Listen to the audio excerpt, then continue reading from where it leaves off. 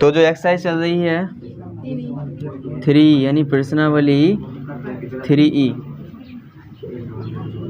प्रश्नावली 3E में question कितने होगा 17। इसके बाद देखिए क्वेश्चन नंबर 18। क्वेश्चन 18 को अच्छे से सुनिएगा पहले। क्वेश्चन 18 में लिखा हुआ है कि एक आयत का क्षेत्रफल एक दूसरे आयत के क्षेत्रफल के बराबर है। आवाज नहीं। एक आयत का क्षेत्रफल दूसरे आयत के क्षेत्रफल के बराबर है जिसकी लंबाई 11 मीटर अधिक और चौड़ाई 6 मीटर कम है। एक ऐसा आयत है जिसकी लंबाई 11 मीटर अधिक है और चौड़ाई 6 मीटर कम है, उसके क्षेत्रफल के बराबर है एक आयत का क्षेत्रफल। तो आयत में क्या क्या होता है, लंबाई और चौड़ाई होती है ना। तो हमें क्या मानना पड़ेगा, आयत की लंबाई माननी पड़ेगी और आयत की चौड़ाई। तो लिखेंगे माना आयत की लंबाई L बराबर मान लिया हमने x मीटर में है तो मीटर लिखिए। इसके बाद जो आयत की चौड़ाई को b से रिप्रेजेंट करते हैं, इसको मान लिया हमने क्या, y मीटर। ओके, तो ये मान लीजिए इस प्रकार का आयत है। यहाँ ये x हो गया, ये y हो गया। अब इसी के बराबर में एक और आयत ले लिया इनने। कैसा आयत लिया, जरा ध्यान से समझिएगा। इनने कहा कि जो एक ऐसा आयत है इसका क्षेत्रफल तो बराबर है, लेकिन जो लंबाई है 11 मीटर अधिक है। इनकी लंबाई x है तो इनकी लंबाई कितनी है, x प्लस 11। और इसकी जो चौड़ाई है वो कितनी है, वो चौड़ाई कह रहे हैं कि चौड़ाई 6 मीटर कम है। सो इनकी y हती, इनकी कितनी हो, जो y माइनस 6 मीटर। और इनका क्षेत्रफल कैसा है, बराबर। तो पहली कंडीशन तो ये कही गई है ना। सो यहाँ पर देखिए लिखेंगे क्या, प्रथम शर्त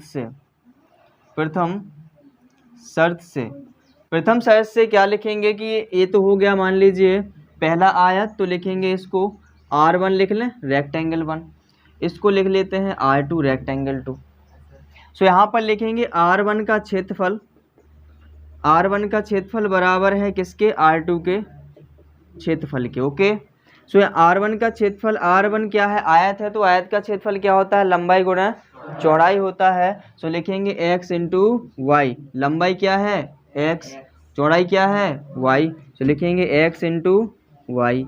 R2 के क्षेत्रफल में निकालेंगे। सो इसकी लंबाई कितनी है, x प्लस 11। सो लंबाई गुणा चौड़ाई कितनी है इसकी, y माइनस 6। कोई डाउट इतने में।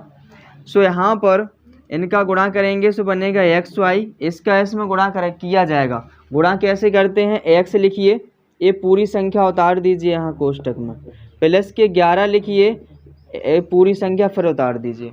और भी पद होता तो उसको भी लिख देते, फिर दोबारा से उसको उतार देते।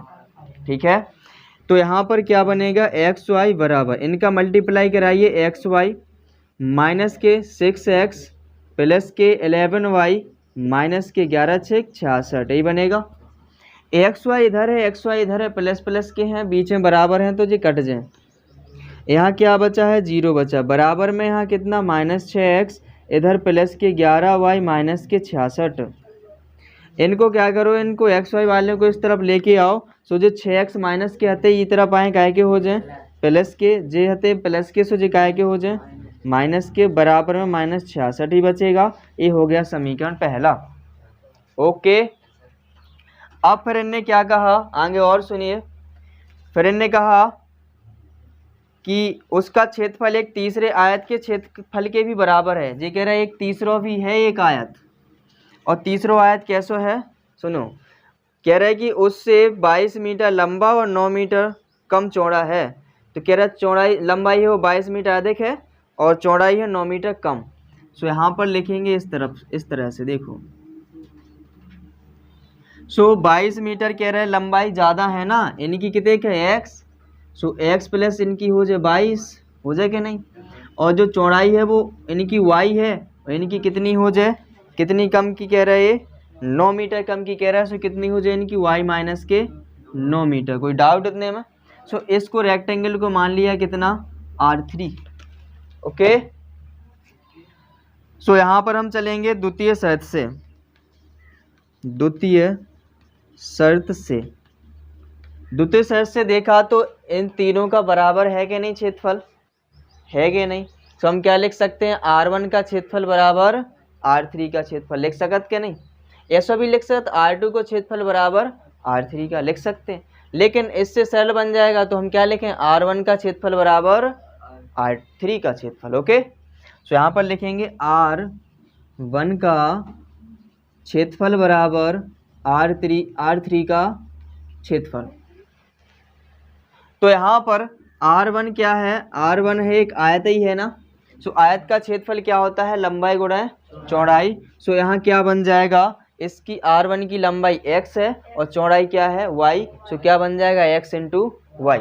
सो लिखेंगे x y बराबर में यहाँ लिखा R3 का क्षेत्रफल, तो R3 रेक्टेंगल ही है, तो R3 रेक्टेंगल है तो लंबाई गुणा चौड़ाई होता है उसका क्षेत्रफल, और R3 की लंबाई कितनी है x प्लस के 22। तो यहाँ पर लिखेंगे x प्लस के 22 गुणा चौड़ाई कितनी है y माइनस के 9। कोई डाउट। इसके बाद यहाँ बनेगा एक्स वाई बराबर, इनका ऐसे मल्टीप्लाई कराएंगे जैसा इसमें कराया था। सो क्या लिखेंगे, x लिखेंगे पूरी संख्या उतार देंगे और प्लस के 22 लिखेंगे पूरी संख्या उतार देंगे। यहाँ पर अंदर गुणा कराइए सो बनेगा एक्स वाई माइनस के 9x प्लस के 22y माइनस के 22 ने 198 बन जाएगा इतना। फिर देखिए एक्स वाई से एक्स वाई कैंसिल हो रहा है कि नहीं हो रहा है, इनको उठा के इस तरफ ले आओ सो जे हो जाए इस तरफ का के प्लस के, और जेता आए सो हो जाए माइनस के, बराबर में माइनस 198। ये समीकरण सेकंड हो गया। समीकरण 1 और 2 को हल करना पड़ेगा कि नहीं करना पड़ेगा, बिल्कुल, क्योंकि हमें निकालना है इसमें क्या है, इनने कहा है कि आयत का क्षेत्रफल ज्ञात करिए, और जब आयत का क्षेत्रफल हम ज्ञात करेंगे तो हमें किसकी ज़रूरत पड़ेगी, लंबाई चौड़ाई की तो ज़रूरत पड़ेगी ही, और लंबाई चौड़ाई हमने क्या मानी, एक्स और वाई। तो एक्स वाई की वैल्यू निकालने के लिए समीकरण 1 2 को हल करिए। तो लिखेंगे समीकरण 1 व 2 से समीकरण 1 उतारिए, लिखा है 6x माइनस के 11y बराबर माइनस के 66, और सेकंड है 9x माइनस के 22y बराबर माइनस 198, यही है। सो अब इनको देख रहे होगे कि यहाँ पर इनके गुणांक समान बनाए जा सकते हैं ना, तो अब हैं तो है नहीं, तो हमें क्या करने पड़े, गुणा करने पड़े। यहाँ देखो, यहाँ 22 है, यहाँ कितना है 11, तो 11 को 22 बनाओ जा सकत, कैसे बनाओ जा सकत, 2 का गुणा करके। तो समीकरण 1 में किससे गुणा करना पड़ेगा, 2 से। करिए समीकरण 1 में 2 से गुणा करने पर गुणा करेंगे। सो करिए 2 से 2 छक 12x, और यहाँ माइनस के 11 दूनी 22, और यहाँ पर बराबर इसमें 2 से माइनस के 132, 66 दूनी 132। और फिर दूसरा समीकरण ज्यों का त्यों उतारेंगे इसके नीचे, तो यहाँ पर ज्यों का त्यों उतारिए, बराबर माइनस के 198। अब देखेंगे इनके क्या देखना पड़ेगा, हमें साइन देखेंगे। साइन देखिए कैसे हैं दोनों के एक जैसे, तो क्या लिखेंगे यहाँ पर, घटाने पर, वेरी गुड। तो यहाँ पर माइनस चिन्ह आएगा, इधर प्लस, इधर प्लस, ऐसे कैंसिल। सो इधर देखो 12 हैं जो 9 हैं, 12 प्लस के हैं 9 माइनस के हैं, तो 12 में से 9 घटा देंगे, कितना बन जाएगा 3x। सो यहाँ लिखेंगे 3x बराबर, ये तो कट गए। इनको देखो ये प्लस का 198 है और 132 माइनस के हैं, तो इससे घटाना पड़ेगा ना, तो कितना बनेगा, प्लस के 66 बन जाएगा। 3 से काटिए, यहाँ कितना आ जाएगा 22, तो x की वैल्यू कितनी आ गई 22। अब y की तो निकालनी ही होगी, तो y की निकालने के लिए x का मान किसी भी एक समीकरण में रखना होगा। सो x का मान समीकरण 1 में रख दो, x का मान समीकरण 1 में रखने पर समीकरण 1 क्या है, देखिए यहाँ ये लिखा है 6x माइनस के 11y बराबर माइनस 66, तो 6 लिखिए इंटू एक्स की वैल्यू कितनी 22 माइनस के 11y बराबर में माइनस के 66, 22 छक के 132 हो जाता है, माइनस 11y बराबर माइनस 66। y की वैल्यू चाहिए, y वाला पद यहीं छोड़ दो, बाकी को उस तरफ भगा दो, माइनस 66, इनको उस तरफ ले जाओ, माइनस 132 हो जाए। तो यहाँ कितना माइनस के 11y बराबर, इनको जोड़िए कितना 198 बनेगा, माइनस के माइनस से माइनस कैंसिल कर दीजिए, 11 से 9 काटिए, 11 एकम 11, 11 8 88। सो y की वैल्यू कितनी आ गई 18। तो लंबाई चौड़ाई तो आ गई है, हमें निकालना है, हमें क्या निकालना है, तो आयत को क्षेत्रफल। तो आयत का क्षेत्रफल बराबर, आयत का क्षेत्रफल क्या होता है, लंबाई गुणा चौड़ाई। लंबाई चौड़ाई कितनी थी, x और y थी ना, सो x इंटू वाई। एक्स की वैल्यू कितनी आ गई यहाँ पर 22 आई है, और इसकी वैल्यू कितनी आ गई यहाँ पर y की 18। सो इनको हम सॉल्व करेंगे, है ना। सो सॉल्व करने के बाद इनको गुणा करिए, सो कितना बन जाएगा 396 वर्ग मीटर। तो मात्रक लिख लेना वर्ग मीटर, ठीक है। समझ आया, कोई डाउट है कहाँ पर, ये वाले हैं कहाँ लिखी 158 जी भाई।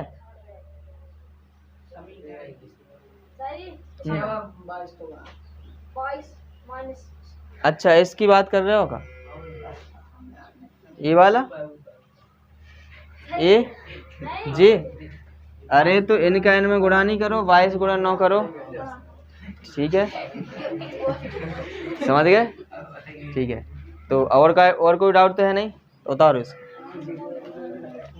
चलिए देखिए, इसके बाद अगला क्वेश्चन है क्वेश्चन नंबर 19। और 19 में देखिए लिखा क्या है, सुनना अच्छे से, ऐसा ही है जैसा 18 कर चुके हैं, कि एक आयताकार हॉल की लंबाई 10 मीटर और चौड़ाई 5 मीटर बढ़ाने पर उसका क्षेत्रफल 600 मीटर स्क्वायर बढ़ जाता है। पहले कछु क्षेत्रफल रहा हुई है आयताकार हॉल को। अब फिर जैसे इंजीनियर रहते हैं ना, तो इंजीनियर अपना अपना दिमाग लगाते हैं, तो उन्हीं ने ये क्वेश्चन बनाया है ऐसा। कैसा कि कह रहे यदि एक आयताकार हॉल है, अगर उसकी लंबाई कह रहा है 10 मीटर हम बढ़ा दें और चौड़ाई भी हम 5 मीटर बढ़ा दें, तो कह रहा है क्षेत्रफल कितने बढ़ जाए, पहले से 600 वर्ग मीटर बढ़ जाए। तो पहली कंडीशन इनने ऐसी गई। अब दूसरे कह रहे परंतु, अब आपस में बातचीत चल रही दो इंजीनियरों के बीच में, परंतु उसकी लंबाई 10 मीटर घटा दें और 7 मीटर चौड़ाई को बढ़ा दें। लंबाई को क्या कर रहा है 10 मीटर घटा रहा है और चौड़ाई को 7 मीटर बढ़ा रहा है, तो कह रहा है क्षेत्रफल केवल 100 मीटर स्क्वायर ही बढ़ पाती। दूसरी कंडीशन में तो 2 कंडीशन दी गई। फिर इनने कहा कि हॉल की लंबाई और चौड़ाई बता दो। तो हॉल कैसा है, आयताकार, तो इसके हॉल की हमें लंबाई माननी पड़ेगी और चौड़ाई। तो चलिए, तो पहले क्या मानेंगे हम, हॉल की लंबाई, माना हॉल की लंबाई बराबर x मीटर में है तो मीटर में मानेंगे, और यहाँ पर हॉल की चौड़ाई, और हॉल कैसा है आयताकार है, y मीटर। ओके, पहली कंडीशन में इन्होंने क्या कहा, देखिए प्रथम शर्त से, या पहले ऐसा कर लो, इनका क्षेत्रफल क्या रहेगा, फिर हॉल का क्षेत्रफल क्या होता है, लंबाई गुणा चौड़ाई, तो xy वर्ग मीटर रहा होगा, ठीक है। अब आते हैं प्रथम शर्त पर, प्रथम शर्त से, और प्रथम शर्त में कहा कि यदि इसकी हॉल की जो लंबाई हो जाए वो कितने हो जाए, हॉल की लंबाई ने कहा कि 10 मीटर का करना है, बढ़ाना है। तो पहले कितनी है 3 की x, अब कितने हो जाए x प्लस 10, तो यहाँ लिखेंगे x प्लस 10 मीटर, ठीक है। फिर इनने क्या कहा, और चौड़ाई कितनी बढ़ाना है 5 मीटर। सो हॉल की चौड़ाई कितनी हो गई पहली कंडीशन में, y प्लस के 5 मीटर। तो इनका क्षेत्रफल कितना हो जाएगा, तब हॉल का क्षेत्रफल कितना होगा, हॉल का क्षेत्रफल बराबर का होता है लंबाई गुणा चौड़ाई। सो यहाँ पर लंबाई कितनी है x प्लस 10, चौड़ाई कितनी है y प्लस 5 वर्ग मीटर, यही बने।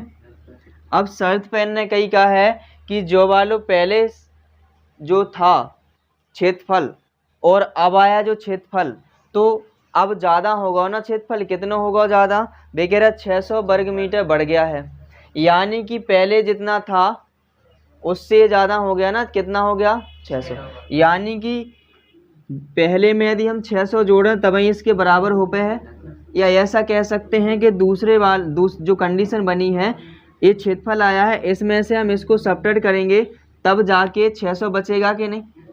तो ऐसा करते हैं कि जो पहले हॉल का क्षेत्रफल है, अगर उसमें हम 600 वर्ग मीटर जोड़ दें तो ये वाला क्षेत्रफल बन जाएगा कि नहीं, इसके बराबर होगा x + 10 × y + 5 के बराबर होगा कि नहीं। नहीं समझ पा रहा है। ऐसा देखिए, इनने कही थी पहले जो क्षेत्रफल इतना है, अब इनकी लंबाई चौड़ाई को डिस्टर्ब करो इनने, और जब लंबाई चौड़ाई को डिस्टर्ब करें तो अलग क्षेत्रफल आए। सो इनने कही कि जो बाद वाला जो क्षेत्रफल है डिस्टर्ब करवे पे वो कितने ज़्यादा आ रहा हो, 600 ज़्यादा आ रहा हो ना, तो या तो इनमें से 600 घटा दो दूसरे वाले में से, सो पहले के बराबर हो जाए, या पहले में 600 जोड़ दो सो दूसरे के बराबर हो जाए। ऐसे ही तो हो, जैसे कि दो व्यक्ति हैं, मान लो एक के पास है 500 रुपया, एक के पास है 600 रुपया, इन्हें दोनों को बराबर कब का हो जाए, या तो इनमें 100 रुपया जोड़ दो या इनमें से 100 रुपया घटा दो, यानी 500 में या तो 100 जोड़ दो तो 600 हो जाए, सो इनके बराबर हो जाए, या तो 600 में से 100 घटा दो सो इनके बराबर 500 हो जाए। बात तो वही रही ना, तो ध्यान ही देना है। सो यहाँ पर पहले जो हॉल का क्षेत्रफल था वो कितना था, x × y + के 600 बराबर, इनका गुणा करिए अब, तो x का इसमें गुणा कराइए पूरे में, सो xy गुणे 5x + के अब 10 का कराइए 10y + के 50, xy से xy कैंसिल हो रहा है, तो यहाँ बना 600 बराबर कितना, 5x + के 10y + के 50, 50 को बताएँ लेके आओ, सो 600 - के 50, इनमें 5x + के 10y, ओके। यहाँ कितना बनेगा, 550।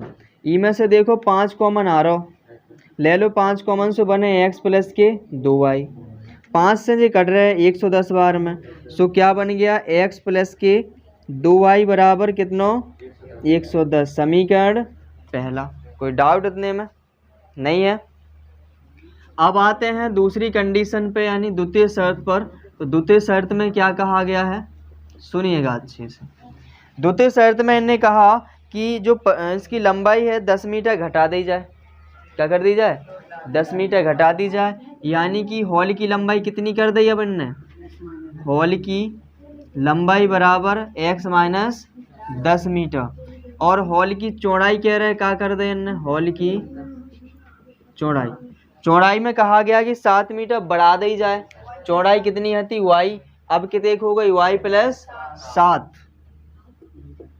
तो इनको अब क्षेत्रफल कितने बने, तब क्षेत्रफल क्या होगा, लंबाई गुणा चौड़ाई, इनका गुणा करिए x - 10 × y + के 7 वर्ग मीटर। कोई डाउट इतने में नहीं है। फिर इसके बाद इन्होंने कहा कि जो केवल कितना बढ़ पा रहा क्षेत्रफल, 100 वर्ग मीटर ही बढ़ पाया। 100 वर्ग मीटर बढ़ने का मतलब पहले xy था, अब जो क्षेत्रफल कितने है वो ज़्यादा है 100 मीटर, की से ज़्यादा है ई से। अब इन दोनों को बराबर बनाने आए तो ई में 100 जोड़ने आए, तब तो ई के बराबर हो पाए कि नहीं। तो यहाँ पर लिखेंगे कि जो पहले हॉल का क्षेत्रफल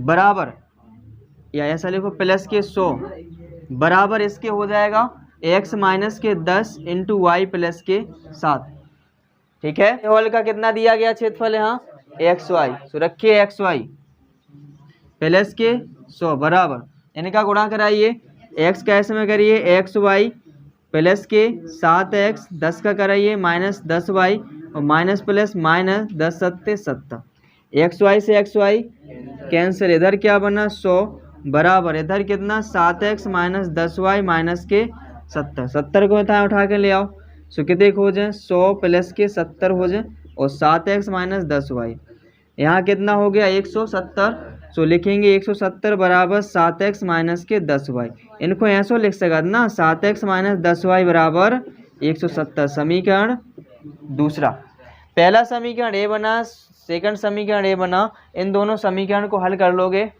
इन दोनों समीकरण को हल करने के बाद जो एक्स वाई की वैल्यू आ जाए हैं वही क्या हो जाएगी, इसके आंसर हो जाएंगे, क्योंकि उनने लंबाई और चौड़ाई पूछा है। ठीक है, तो कर लोगे, करिए तो जल्दी से। देखिए इधर क्वेश्चन नंबर 20 देखिए इधर, और क्वेश्चन नंबर 20 में है लिखा हुआ, अच्छे समझना है, पहले सुना करो है ना, तब समझ जाओगे। एक आयत का क्षेत्रफल 9 वर्ग इकाई कम हो जाता है। अब कम कब हो जाता है, कह रहे कि यदि उसकी लंबाई 5 इकाई कम कर दी जाती है और चौड़ाई 3 इकाई बढ़ा दी जाती है, तब हो जाती है जो इतना कम। समझ रहे? यदि हम लंबाई को 3 इकाई और चौड़ाई को 2 इकाई बढ़ा दें तो क्षेत्रफल 67 वर्ग इकाई बढ़ जाता है। दूसरी कंडीशन है। तो कह रहा है आयत की विमाएं ज्ञात कीजिए। विमाएं मतलब भुजाएं। भुजाएं कौन कौन सी होती हैं? लंबाई और चौड़ाई। सो हमें क्या मानना पड़ेगा? लंबाई माननी पड़ेगी और चौड़ाई। सो यहाँ मानेंगे, माना आयत की लंबाई बराबर x इकाई, क्योंकि उसमें इकाई में दिया गया है तो हमें इकाई लिखना होगा। अपने मन से नहीं लिख देना, फिर मीटर लिख दो कि सेंटीमीटर लिख दो, जो उसमें लिखा है उसी हिसाब से चल रहे हैं। समझ पा रहे हैं ना? अगर कछु नहीं लिखो तो फिर लिखो इकाई। इसके बाद आयत की जो चौड़ाई होगी वो हमने मान ली है कि वो है y इकाई, और इसका जो क्षेत्रफल आएगा तो क्या आएगा? आयत का क्षेत्रफल हो जाएगा x इंटू वाई वर्ग इकाई।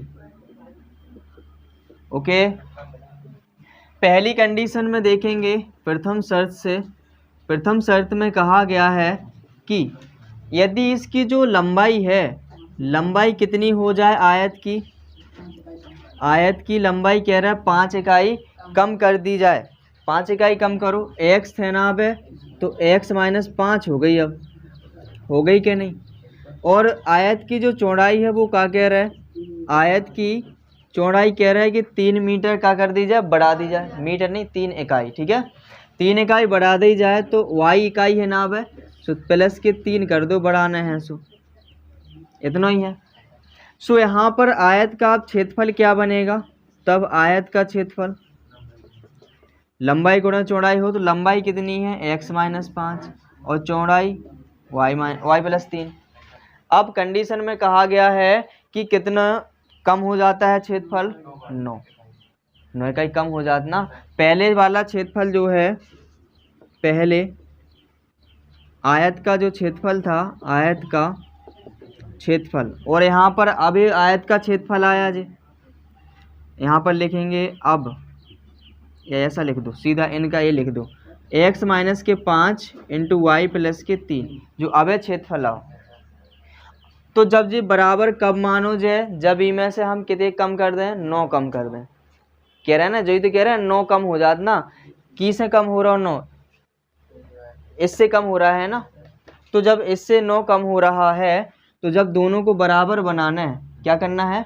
दोनों को बराबर बनाना है। तो कम किससे हो रहा? पहले वाले से कम हो रहा है ना। तो पहले वाले में से 9 घटाओ जो तब ई के बराबर हुई है। समझ आ रहा है? सो पहले वाले में से क्या कर दीजिए? -9 कर दीजिए। कोई डाउट हो तो बताइए। पहले भी लिखा हुआ है उसमें कि आयत का क्षेत्रफल 9 वर्ग इकाई कम हो जाती। तो कब से हो जात कम? पहले से हो जात कम। पहले जो देखा तो अगर उनमें से हम 9 इकाई घटा देते वर्ग इकाई तो दूसरे जो बाद में जो क्षेत्रफल बना उसके बराबर हो जाता है। ऐसा ही तो है। सो यहाँ पर पहले जो क्षेत्रफल था वो कितना था? एक्स वाई माइनस के 9 बराबर, इनका मल्टीप्लाई करिए सो बनेगा एक्स वाई प्लस के 3x माइनस के 5y और माइनस के 15। एक्स वाई कैंसिल हो जाएंगे। यहाँ माइनस के 9 और इनको इस साइड ले आओ, प्लस के 15 बराबर यहाँ 3x माइनस के 5y। यहाँ कितना बनेगा? 6 बराबर 3x माइनस 5y। तो इनको ऐसा लिख सकते हैं 3x माइनस के 5y बराबर 6, समीकरण 1। अब चलते हैं द्वितीय शर्त पर। द्वितीय शर्त में क्या कहा गया है? सुनना अच्छे से, द्वितीय शर्त से। और द्वितीय शर्त में कहा गया है कि यदि हम लंबाई को 3 इकाई और चौड़ाई को 2 इकाई बढ़ा दें। अब 2 ही बढ़ा रहे हैं जी, तो लंबाई कितनी हो जाती है? अब 3 इकाई कितना? 3 इकाई बढ़ा रहा है, सो x प्लस के 3 इकाई, और इसके बाद चौड़ाई कितनी बढ़ा रहा है? 2 इकाई, सो चौड़ाई कितनी हो गई? y प्लस के 2 इकाई। तो क्षेत्रफल कितना होगा इनका, तो क्षेत्रफल इन दोनों के गुणनफल के बराबर होगा कि नहीं, ठीक है, हो जाएगा। अब फिर इन्होंने कही सो इससे क्या होता है, क्षेत्रफल 67 वर्ग इकाई बढ़ जाता है, पहले से 67 वर्ग इकाई का हो ज़्यादा हो जाती। सो जो ज़्यादा है ना, सो हमें पहले के बराबर बनाना है तो पहले में जोड़ना पड़ेगा, या ऐसा कर लीजिए ये बढ़ गया है ना, तो इस बड़े में से पहले वाला घटा दो, सो कितना बच जाता है, 67 बच जाते हैं, यही है ना। सो हम क्या लिखेंगे, जो x प्लस के 3 है इंटू वाई प्लस के 2 ये क्षेत्रफल था। अगर इसमें से हम ये वाला क्षेत्रफल घटाते हैं पहले वाला तो कितना बच जाता है, 67। कोई डाउट इतने में। अब इनका हम क्या कराएंगे, मल्टीप्लाई से बनेगा एक्स वाई प्लस के 2x प्लस के 3y प्लस के 6 माइनस के एक्स वाई बराबर 67। एक्स वाई कैंसिल, सो 2x प्लस के 3y 6 उस तरफ पहुँचेंगे तो 67 माइनस के 6 यानी कि 2x प्लस के 3y बराबर 61। ये समीकरण क्या हो जाएगा, सेकंड। अब देख रहे हो समीकरण पहला ये है, समीकरण दूसरा ये है। इन दोनों समीकरण को हल करना है और हल करने के बाद एक्स वाई की वैल्यू है और एक्स वाई की वैल्यू ही क्या हो जाएंगी, इसकी विमाएँ हो जाएंगी। विमाएँ ही ज्ञात करना है तो कर लोगे इतना। कोई डाउट है अभी नहीं है, बहुत बढ़िया, तो उतारिए जल्दी से। चलिए इसके बाद क्वेश्चन है 21 वाला, और 21 वाले क्वेश्चन में लिखा हुआ है, सुनिए। एक मित्र दूसरे मित्र से कहता है, दो दोस्त हैं, एक दूसरे से कह रहा हो, क्या कह रहा हो, यदि मुझे 100 दे दो तो मैं आपसे 2 गुना धनी बन जाऊंगा। 100 मतलब 100 का नोट दे दो हमें, सो हम तुमसे कितने हो जाए, 2 गुने धनी हो जाए। दूसरा उत्तर दे रहा है, दूसरा कह रहा हो ऐसा नहीं, ऐसा करो, तो वो कह रहा हो यदि आप मुझे 10 रुपये ही दे दो, कितना दे दो, 10 रुपये दे दो तो मैं आपसे 6 गुना धनी बन जाऊंगा। कह रहा हूँ हम तुमसे क्या हो जाएंगे, 6 गुने धनी बन जाएंगे। तो बताइए उनकी क्रमशः संपत्तियाँ क्या हैं, उनकी संपत्तियाँ बताना है। सो हम यहाँ पर मान लेते हैं 2 फ्रेंड है ना, सो एक को मान पहला दोस्त तो दूसरे को दूसरा दोस्त लिख लें। सो मानेंगे, माना पहले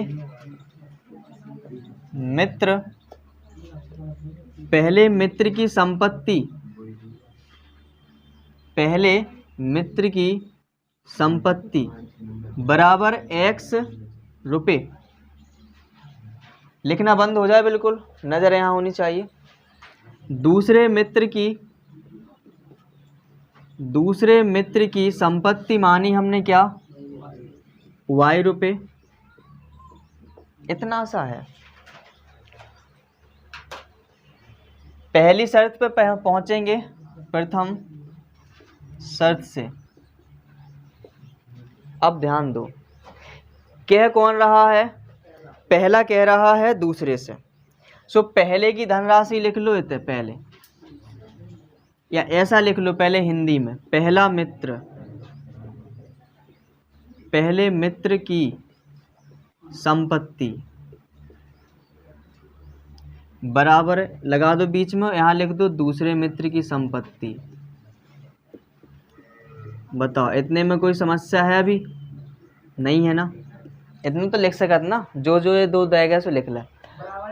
अभी बराबर बनाएंगे कभी, अभी बराबर है नहीं, लगा दिया, लेकिन करना पड़ता है ना। कैसे हुई है बराबर, तो देखो जे कह रहा है कि पहले वाले ने कही किससे, दूसरे वाले से, कि तुम हमें 100 रुपये दे दो। किसे लेना 100 रुपया, दूसरे वाले से। अब जब दूसरों 100 रुपया दे तो उसकी संपत्ति कम जाए कि नहीं कम जाए, तो ई से क्या होगा, जो 100 रुपया कम गया होगा नहीं।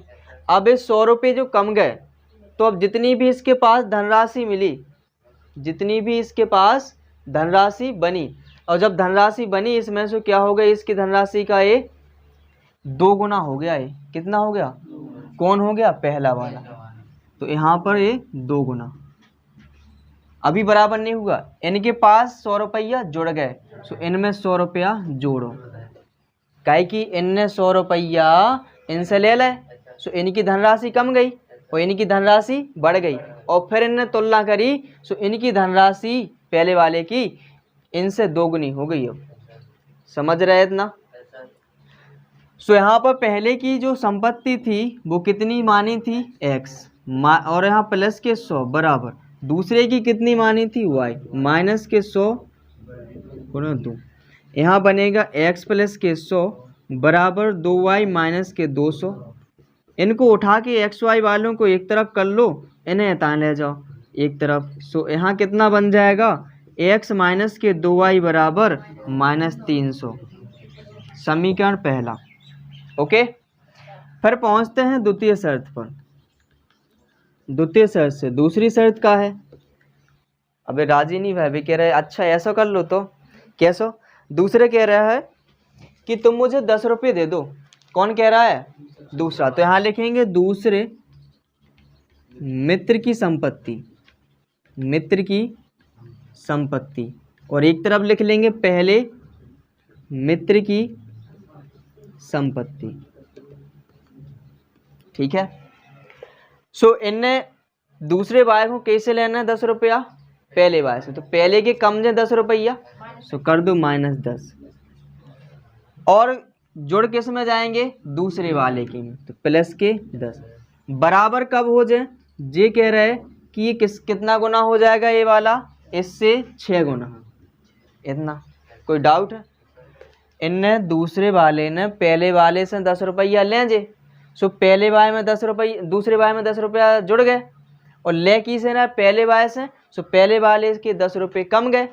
और फिर ने देखा कि अब हमारे पास ये कह रहा है कि 6 गुने हो गए तुमसे, दूसरे वाले कह रहा हो कि तुमसे हमारे पास 6 गुने रुपये हो गए। सो ऐसा 6 का गुणा कराएंगे कि नहीं? कोई डाउट है? तो यहाँ पर दूसरे मित्र की संपत्ति कितनी मानी थी? y प्लस के 10। पहले मित्र की संपत्ति कितनी मानी थी? x माइनस के 10 गुणे 6। सो यहाँ कितना बना? y प्लस के 10 बराबर 6x माइनस के 60। सो यहाँ पर एक्स वाई वाले एक तरफ कर लो। सो बना कितना? इन्हें उठा के ले आओ इस तरफ, इनको उस तरफ ले जाओ। सो बनेगा y माइनस के 6x बराबर -60 माइनस के 10। सो यहाँ बना माइनस के 6x प्लस के y बराबर माइनस के 70। माइनस का है ना ये, सो माइनस चाहो तो कॉमन ले लो। सो यहाँ बनेगा कैसा? 6x माइनस y बराबर -70। Minus minus cancel, 6x minus के y बराबर 70, समीकरण सेकंड। कोई डाउट अभी? अब पहला समीकरण ए बना, सेकंड समीकरण ए बना। अब दोनों समीकरण को हल करके एक्स वाई की वैल्यू निकाल लो, सो दोनों की संपत्तियां आ जाएंगी। ठीक है ना। सो यहाँ पर लिखेंगे समीकरण 1 व 2 से, समीकरण 1 व 2 से। समीकरण 1 को उतारिए। 1 लिखा है x माइनस के 2y बराबर माइनस के 300, और दूसरा लिखा है 6x माइनस के y बराबर 70। अब ये तो विलोपन विधि से कर ही ले हो, इनको बराबर बना लेना, दूसरे में 2 से गुणा करा देना, और फिर क्या करोगे? समान चिन्ह है सो घटा देना। कर लोगे? तो करिए इसको। जैसा कि प्रश्नावली 3E चल रही है और इसमें क्वेश्चन 21 तक हो चुके हैं। इसके बाद क्वेश्चन नंबर 22 है, इसको अच्छे से पहले सुनिएगा। क्वेश्चन नंबर 22 में लिखा हुआ है कि एक क्रिकेट टीम के कोच ने 7 बल्ले और 6 गेंदें 3800 रुपये में खरीदी। यानी कि वो 3800 रुपये दिए उसने, और मिला उसको क्या क्या? 7 बल्ले मिले और 6 गेंदें मिली। बाद में क्या किया उसने? 3 बल्ले और 5 गेंदें 1750 रुपये में खरीदी। तो कह रहा है प्रत्येक बल्ले और प्रत्येक गेंद का मूल्य ज्ञात कीजिए। अलग अलग बात कर रहे हैं ना, प्रत्येक का मतलब होता है एक। तो हमें निकालना है एक बल्ले की कीमत और फिर निकालना है एक गेंद की भी कीमत। सो पहले लिखा है क्या? बल्ला, और फिर है गेंद। तो पहले मानेंगे हम एक बल्ले का मूल्य,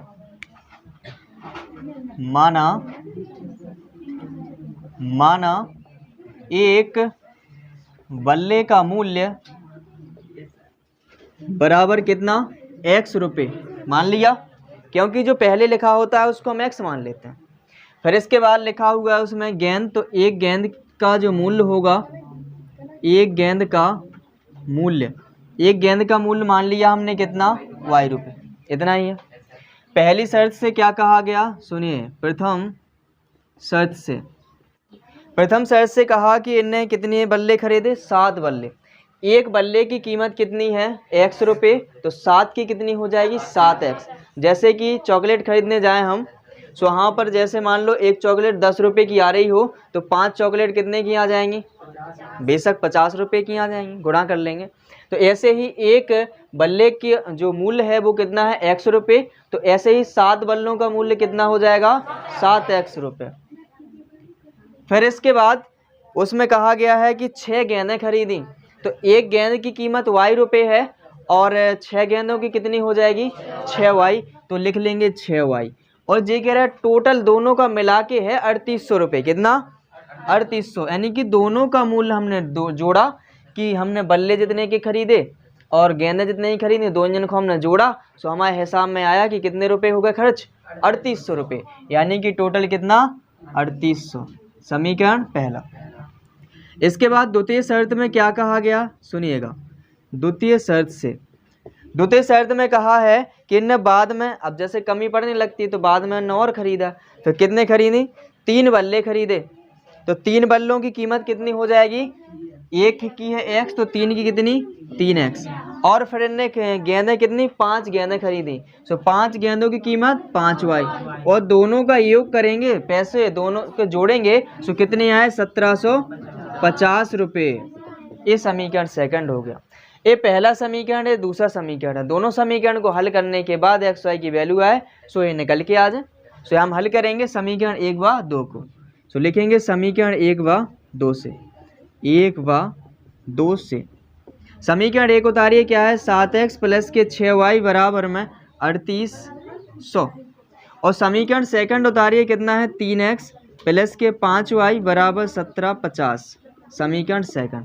अब यहाँ देख रहे हो कि हमें विलोपन विधि से हल करना है, और जब हम विलोपन विधि से हल करेंगे तो किसी एक चर के गुणांक को समान बनाना पड़ेगा।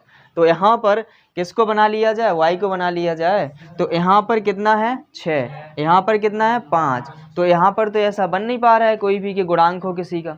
सो ऐसा किया करो, एक दूसरे का चेंज कर लो, दूसरे वाले में जो y के संग गुणा में है उसको गुणा पहले में करा दो, और जो पहले में है उसको दूसरे में। सो क्या लिखेंगे, समीकरण 1 में कैसे गुणा, 5 से, तथा समीकरण 2 में किससे, 6 से। समीकरण 2 में 6 से गुणा करने पर, करिए, पहले में कितने से करना है, 5 से, तो करो, 5 सते 35x प्लस 5 छक 30y, यही आएगा, कोई डाउट इतने में। इसके बाद बराबर इसमें गुणा किया जाएगा, 5 से करिए, सो कितना आ जाएगा, और 5 अट्ठे 40, 4 और 5 थी 15 और 4 19, यही बनेगा, 19,000 आ जाएगा। इसके बाद समीकरण 2 में किससे कराना है गुणा, 6 से कराना है। 6 से कराइए, 36 18x प्लस 6 पंच 30y, 6 से कराइए इसमें, तो कितना बनेगा, 6 पंच 30 और 6 7 42, और 42 और 3 45, 4 आ गई, 6 एकम 6 और 4 10, 10,500 बनेगा कि नहीं बनेगा। सो ये यहाँ पर देख रहे होगे कि गुणांक तो समान बन गए। अब बात आती है इनके चिन्हों पर।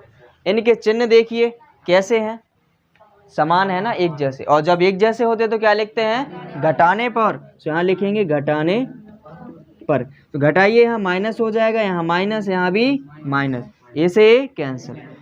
35 में से 18 घटाना पड़ेगा कि नहीं घटाना पड़ेगा, सो घटाइए, कितना बनेगा था, 17x बन जाएगा। यहाँ बराबर लगाइए। अब यहाँ पर देखिए 19,000 में से कितना घटाना है, यहाँ पर 10,500 घटाना पड़ेगा, कितना बचेगा, 8,500 बचेगा कि नहीं बनेगा, 8,500 बनेगा कि नहीं। यहाँ पर x बराबर कितना आ जाएगा, 8,500 बटे में 17, 17 85 और 00, सो x बराबर कितना आ जाएगा, 500 रुपये। x की वैल्यू आ गई कितनी, 500। y की भी निकालनी है, सो x का मान किसी भी एक समीकरण में रख देंगे। सो रखेंगे x का मान समीकरण 1 में रखने पर, और समीकरण 1 क्या है देखिए, तो ये लिखा है ना समीकरण 1, सो रखिए 7 × x की वैल्यू कितनी आई 500, प्लस लगाइए 6y लिखा, 6y लिखिए बराबर में 3800, इनका गुणा करिए कितना बनेगा 3500 प्लस के 6y बराबर 3800, और इनको उस साइड ले जाइए, सो 6y बराबर कितना 3800 माइनस के 3500, तो 6y बराबर कितना 300, इनको काट दीजिए 6 पंचे 30, सो y बराबर 50 रुपये आ जाएगा। सो यहाँ पर लिखेंगे अतः एक बल्ले का मूल्य कितना आया, एक बल्ले का मूल्य कितने रुपए आया 500 रुपये, x माना था ना, x की वैल्यू कितनी आई 500। फिर एक गेंद का मूल्य कितना आया, एक गेंद का मूल्य कितना 50 रुपये, y की वैल्यू जो है, समझ पाए, ठीक है ना, बहुत महंगा था सामान, ठीक है, उतारो। देखिए इसके बाद जो क्वेश्चन है 23 और क्वेश्चन नंबर 23 में क्या लिखा है, अच्छे से सुनिए, बहुत अच्छे से सुनिएगा। लिखा है कि एक नगर मतलब सिटी, एक नगर में टैक्सी के भाड़े के एक नियत भाड़े के अतिरिक्त चली गई दूरी पर भाड़ा सम्मिलित किया जाता है। भाड़ा यानी कि किराया सम्मिलित किया जाता है। 10 किलोमीटर दूरी के लिए भाड़ा 105 रुपये और 15 किलोमीटर के लिए भाड़ा 155 रुपये है। तो नियत भाड़ा और प्रति किलोमीटर भाड़ा क्या है? एक व्यक्ति को 25 किलोमीटर यात्रा करने के लिए कितना भाड़ा देना पड़ेगा? ये क्वेश्चन पूछा गया है इसमें। देखिए समझिए, जैसे कोई टैक्सी ड्राइवर है तो इसमें एक नियत भाड़ा रहेगा। नियत भाड़ा कैसा? मान लीजिए कि तुम वहाँ पर उनकी टैक्सी में बैठ गए, क्या कर लिया, उसकी टैक्सी में बैठ गए, तो नियत भाड़ा तो लगना ही लगना है, चाहे तुम जाओ चाहे नहीं जाओ, ठीक है ना, वो नियत भाड़ा लगना है।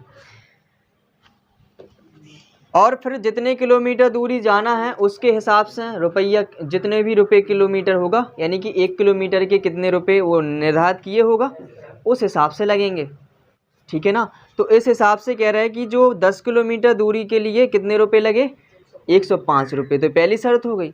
तो हमें मानना क्या क्या पड़ेगा? एक तो नियत भाड़ा मानना पड़ेगा और प्रति किलोमीटर भाड़ा मानना पड़ेगा कि नहीं? तो यहाँ पर मान लीजिए, माना नियत भाड़ा, नियत मतलब होता है फिक्स रेट। नियत भाड़ा कितना है? 100 रुपये मान लिया हमने। और प्रति किलोमीटर का भाड़ा,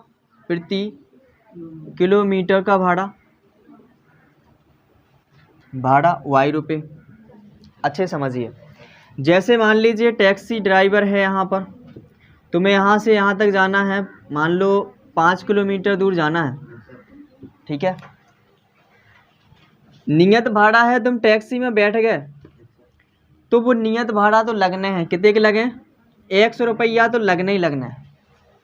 कितने लगने? 100 रुपये। अब जाना कितनी दूर है? 5 किलोमीटर। तो 1 किलोमीटर है कितने रुपए लग रहा है? y। तो 5 किलोमीटर है कितने लगे? 5y। तो x भी जुड़ेगा और 5y, तो ये टोटल भाड़ा कहलाएगा कि नहीं? सो ऐसे ही इनने कहा कि 10 किलोमीटर जाना है, और जब 10 किलोमीटर दूर जाना है तो यहाँ पर फिक्स रेट तो 100 रुपये तो लगना ही लगना है। 10 किलोमीटर का कितने रुपए लगेगा? और 10y और लगेगा, सो प्लस के 10y। तो ये कहलाएगा टोटल भाड़ा 10 किलोमीटर के लिए, कहलाएगा कि नहीं? सो यहाँ पर प्रथम शर्त